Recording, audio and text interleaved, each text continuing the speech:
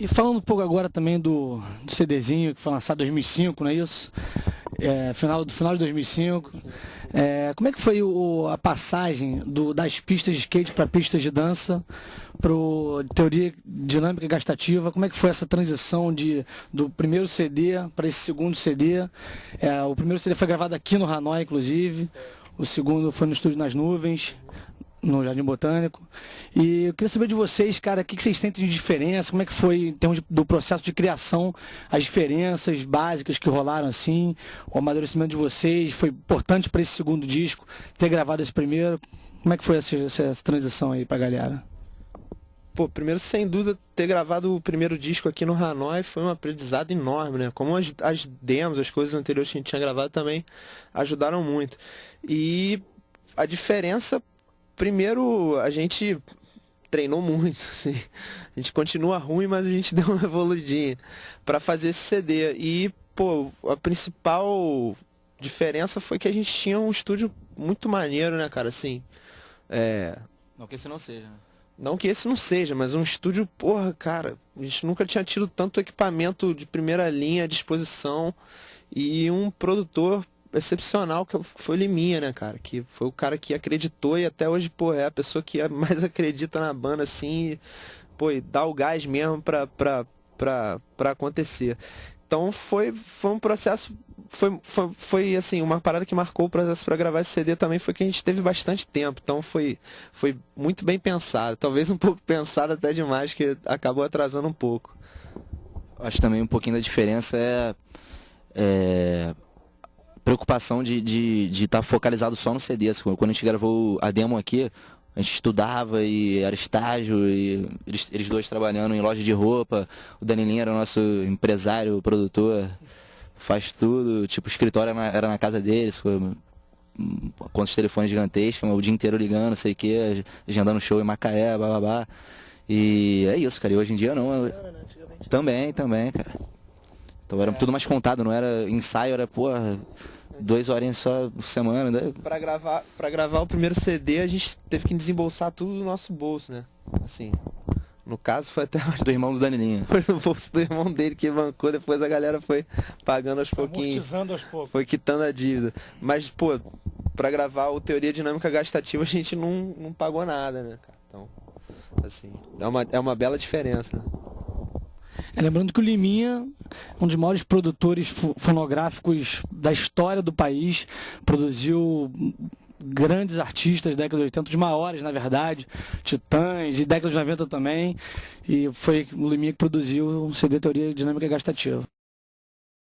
E falando agora do show de quarta-feira, encerrando a turnê desse disco, estamos aqui no Hanoi, né? Ensaio geral aqui antes do show. Como é que está essa expectativa aí, encerrando a turnê? A turnê foi um sucesso, várias cidades do Brasil inteiro, norte a sul. Qual é a análise que vocês fazem desse encerramento aí? Como é que vai ser isso? Pô, primeiro, satisfação geral, né, cara? Felicidade, pô, imensa de poder viajar tanto, pô, e tocar em lugares diferentes, para pessoas diferentes, com culturas diferentes, sotaques diferentes, geografias diferentes, condições diferentes. Eu, pô, tô falando por mim, eu tô emocionado de estar voltando pro Rio fazendo o último show desse disco aqui e, pô, eu vou, sei lá, vou surtar no palco lá, bro. O que vocês vão fazer, sei lá, bro?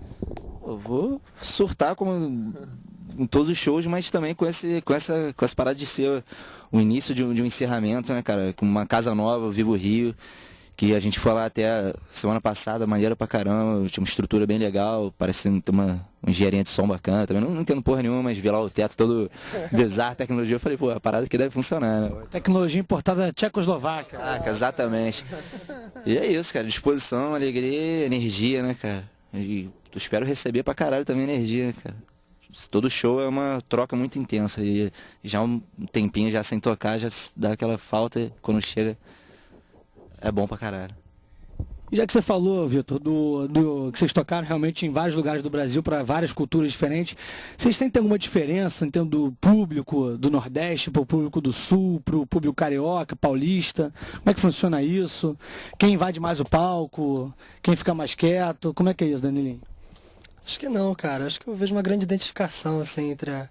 O que muda muito é sotaque mesmo e, de repente, temperamento, assim. Mas acho que a galera geralmente canta pra caramba, todo mundo sobe o palco, depende só do acesso ao palco, sacou? Tendo acesso, todo mundo sobe pra caramba. E é legal essa troca de energia. Eu acho que, não sei, né? Porque, assim, talvez seja nas condições que a gente foi, mas às vezes que a gente foi no Nordeste, eu pelo menos achei o público um pouco mais eufórico, porque, pô, é um lugar onde as bandas não vão muito, sacou? Pelas dificuldades mesmo, cara, assim. Pô, se você for ver quanto custa uma passagem de ônibus no Rio e em São Paulo e quanto custa no Nordeste, você vai ver que o poder aquisitivo lá é realmente muito mais baixo, até se comparando as classes mais pobres do Nordeste com as classes mais pobres do Sudeste, Sul, Centro-Oeste, etc. Então, é difícil as bandas chegarem lá, sacou? Pra gente mesmo, pô, a gente tem muito público no Nordeste, é um lugar que, pô, que a gente gosta muito de tocar, mas nem sempre é viável, pô, pelas condições, é longe, etc. Então, quando a banda vai, a galera tá eufórica pra caramba, assim, mas também não é uma coisa... Destaquei isso, mas não é algo que seja, não é que seja muito diferente dos outros lugares, não, só quis botar isso em questão.